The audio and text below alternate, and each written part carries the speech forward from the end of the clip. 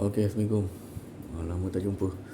Okey, pernah tadi tak aircon bila kita pusing kotor dan lebih.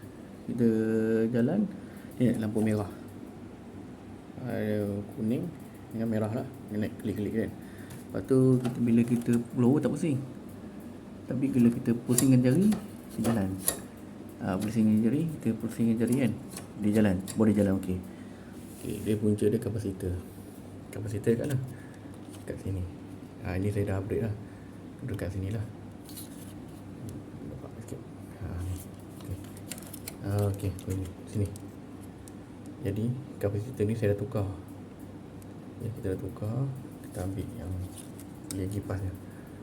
Macam ni dia 1.5. Ini harga dia berapa je, RM6 lah. Pak lain tak tahulah. Habis kita buat folder. Kita gunakan folder lah. Nampak dia. Folder dia kita buang. Lepas tu kita buang. Kita folder lah dia. Buang balik yang lama. Yang lama tu cabut. Yang lama tu dia asal dia ketul.